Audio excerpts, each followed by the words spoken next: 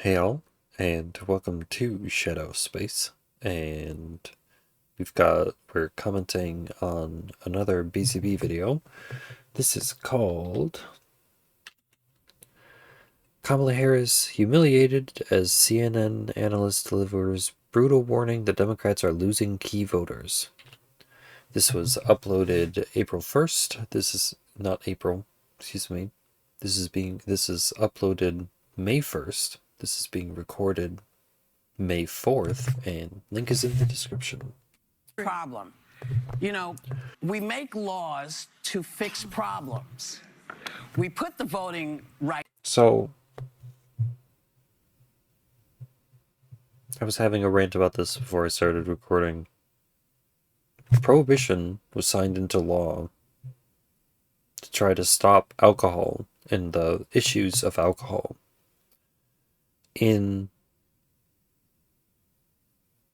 passing prohibition, it ended up creating all sorts of secondary side problems that weren't really properly addressed until after prohibition was repealed. And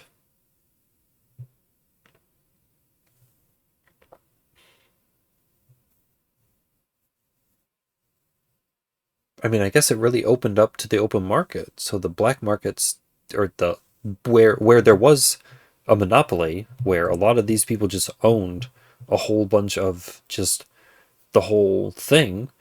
Well, now you were able to have smaller businesses that could own liquor, that could draw people away from these major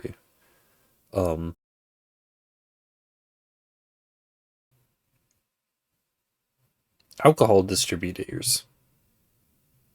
Just because you make a law doesn't mean it solves the problem. Act together because I mean, you sit here and you talk about the Supreme Court rulings sometimes and how they're corrupt. Okay, well, that's them interpreting the law. So either the law is bad and needs to be changed, in which case, again, just because you pass a law doesn't mean it solves the problem. Or, no, you don't actually pass laws to solve problems.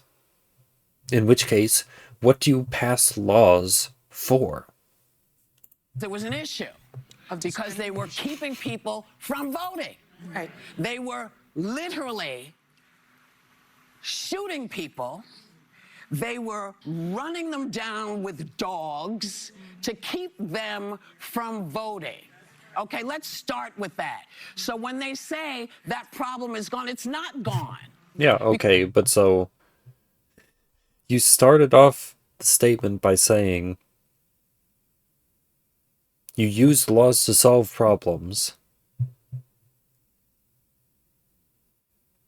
But then when there were laws saying that only certain people could vote and they would chase people down with dogs to stop them from voting, which was a law, you sit here and you say that that law was bad and it needed to be taken away. Well, then you don't pass the laws to solve problems. Because you're still doing it. You're still doing it. And what I don't understand is what is everybody so afraid of? Because Boy, oh boy, oh boy, oh boy, oh boy. So we got to talk about CNN data analyst Harry Enton. I have no idea what she delivering just said. some bad news I for have no idea what she's Democrats talking when it about. comes to black voters and their attempt Excuse to me. take Not back surprised. some of the advantages that they had over the GOP pre-Trump with black voters. However, that has changed a little bit. President Trump has been the most successful Republican when it comes to courting black voters, but that is really not the devastating part for Democrats, because honestly, Republicans don't win or lose based off whether or not black people vote Republican. They win or lose based off whether or not black people show up and vote for Democrats. Okay. And Democrats, again, are struggling compared to how they usually perform with black voters. And it really shouldn't be surprised, because they tried to stroll out Kamala Harris, soul sister Indian, to court black voters in the last election. And let's just say that didn't work well. In fact, Kamala Harris is a snooze fest, apparently, for black people, as there is camera footage that has been leaked of Kamala Harris putting a black person to sleep as she was talking Oh no. during this event. Take a look. I don't think so, because if you thought no King's rallies were a thing, Oh, are her eyes people would closed? take to the streets if they tried to Oh, cancel like he's that. asleep. No, they have had an agenda that has been in place for decades to get to this very moment. Like, he is shaking his head, and then he moved his To make hand. it so difficult for the. Is he sleeping? Does he just have his eyes closed? This is where, in politics, you know, we've dropped the ball in a variety of ways, although we've done good work also, but then and hope people will follow you. If you don't have some people who just encourage you to just Is he just looking at the ground and when he's got his eyes down? So he's just and fight the system on behalf of the people. poor guy.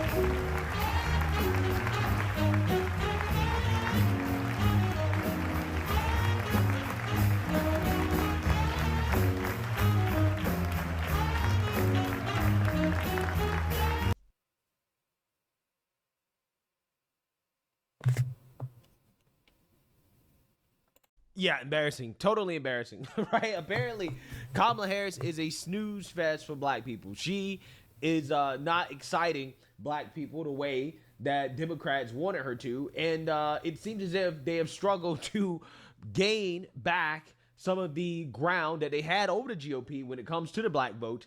And that is showing up in the numbers here, okay? And Mr. Harry Enton is going to go over these numbers. See, because if this is true, then this also justifies what I was saying about the redistricting maps, is that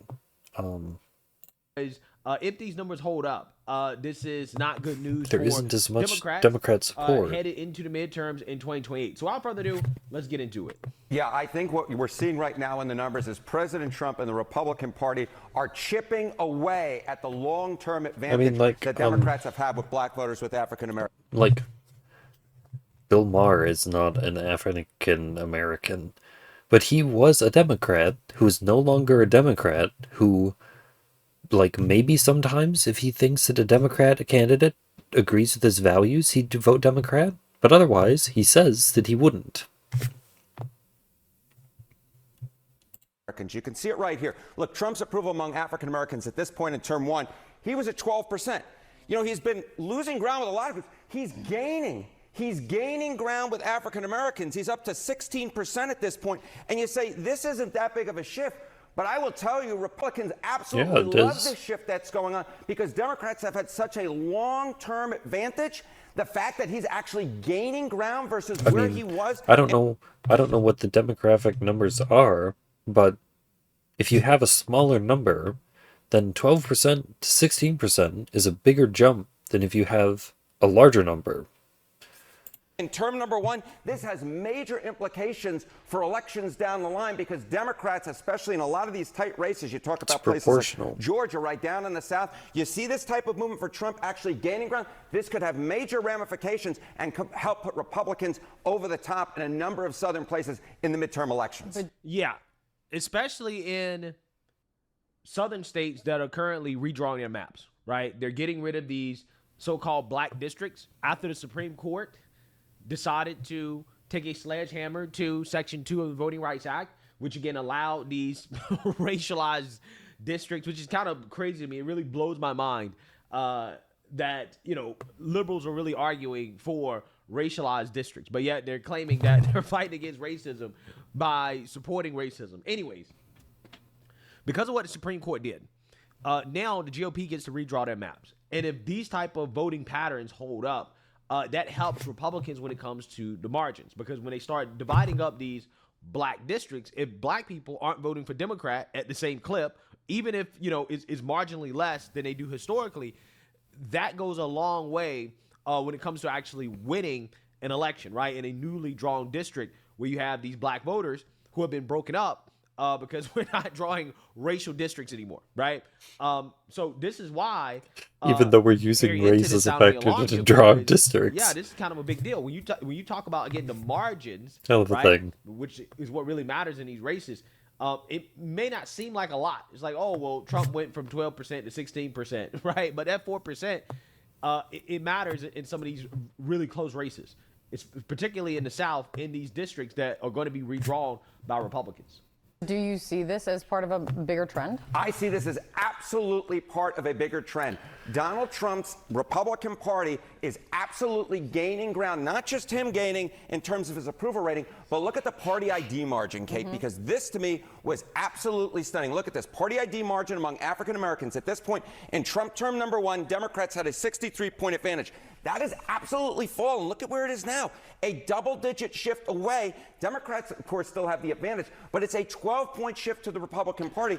And I look back through Gallup's records. They sent me their records. And this, in fact, lead that Democrats have is actually smaller than any lead from 2006 to 2021. So Democrats are leading. But again, we're talking about chipping away. Republicans are chipping away at this long-term advantage that Democrats have had among African Americans. We see it in terms of Trump's approval rating, and we even see it to a wider degree among the party ID margin, where all of a sudden there are a number of African Americans who are walking away from the Democratic Party and a number of them who are walking into the Republican tent. Yeah. Well, see, no. Just because they're not Democrat doesn't mean that doesn't instantly mean that they're Republican. This data point is necessarily. even more important and more devastating for Democrats because, as I outlined at the beginning of this video, and as I outline all the time when analyzing this stuff, Republicans don't need black people to vote Republican, right? To win. Republicans have been winning without black people since the civil rights era, okay? So they don't need black people to win. They just need black people not to vote for Democrats. So more so than anything, what really benefits Republicans is not necessarily black people supporting them a little bit more, right? Or supporting Trump by 4 points more, right? Going from 12% to 16%, that is fine, right? It helps, but the real number to pay attention to is the fact that you have less black people identifying as Democrats than they have in a long, long, long time. Because that means that they're not enthusiastic about voting Democrat, which means that less of them are going to vote Democrat. Doesn't mean they're going to vote Republican, but if they sit out, then that's basically like a vote for Republicans, right? So this data point is even more devastating, okay? And it is a big deal because, again, it shows that Democrats are not popular. They're only hanging on because of Trump derangement, right? I mean, it really makes me wonder, like, where would the Democrat Party be without Trump, right? If Trump didn't exist, I think the Democrat Party would be defeated, to be honest with you. I don't think they'd have a chance. I really think No, because I say there's no unity in the Democrat Party, but there is one thing, two things that the Democrats can agree on. See, except not all the Democrats can actually agree. I was going to say that Palestine should be a free and independent nation, but not all Democrats agree with that. There are some Democrats who are actually pro-Israeli, so that's not true either. But if they are unified behind one single thing, they are definitely unified behind their hatred of Donald Trump. That's the only thing, though. That's not a platform. Again, after his term is done, he doesn't get any more. It's over.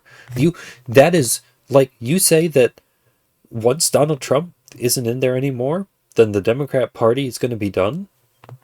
Then they're on a timer. They've got another 2.5 years until he steps down, someone else takes over, and he never gets to be in a position of political power ever again. Their whole party's on a clock. hatred of Trump.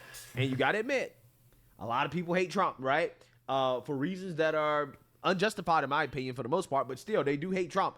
I think that hatred is the only thing keeping Democrats alive because they're losing support from core constituencies, right? Like, this is a huge drop-off in black people who are on board with Democrats, right? The agenda, explicitly on board with them.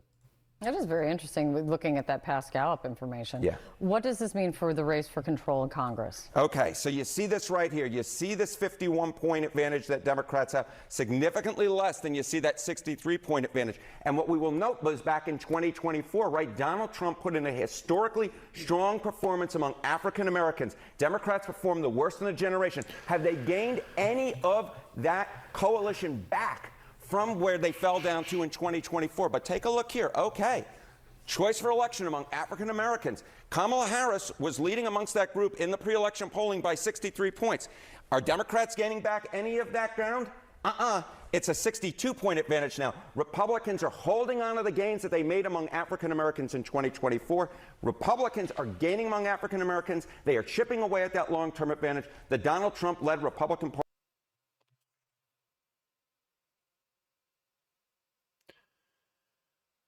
It was the Dems' weakest showing in a generation.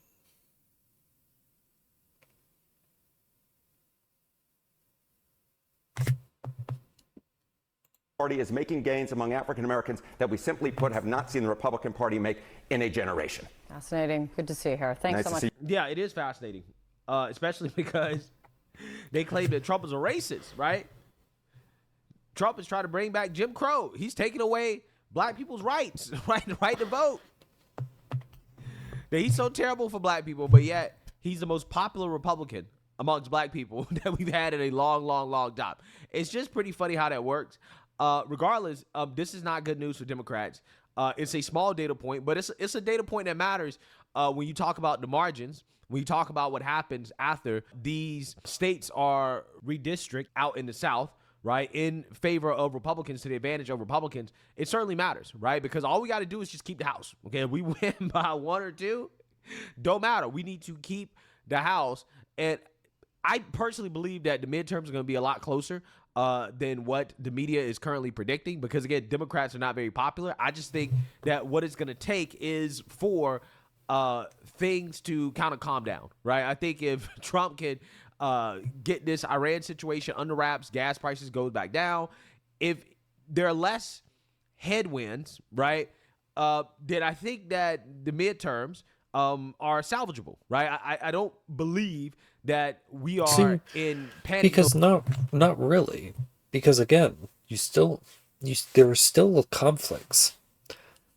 Yet, right? But the closer that we get to the midterms, I mean, we'll see. We'll know. There's still a little bit of time left. Regardless, the thing that Democrats should be concerned about is the fact that nobody likes them, right? And if all of a sudden people stop hating Trump for whatever reason, that's going to be a problem for them. But let me know what you guys think. Make sure you like, comment, and I believe he said, day one, he was going to solve Ukraine-Russia. Still has not solved Ukraine-Russia. China's still talking about land grabbing. We've now kidnapped Maduro. We are withholding oil from Cuba to try to starve them out until their leader can talk to us. Even if Iran were over, there are still conflicts that aren't resolved. I don't know. What is this? I mean, let's be honest. Is Kamala Harris really running? Is she really politically relevant? See, this is where I get so confused. Because, I believe she published a book about Joe Biden, and he said that he was mentally fine. And yet there are some Democrats who say that he wasn't. There's no unity. Which is it? Again, these two things cannot be true at once. He cannot be both mentally unwell and mentally well at the same time. He cannot be in cognitive decline and yet be in perfect cognitive health at the same time. Only one of these things can be true. Either he was fine and he didn't have any problems, in which case the whole smear against him being mentally unfit was completely inappropriate, unjustified, and uncalled for, or he was mentally declining, and everything that they said about him, and him stepping down was justified. If he was mentally ill and wasn't competent to be there, then making him step down was appropriate. If he was mentally fine and there was nothing wrong with him, then why did you replace him with Kamala Harris?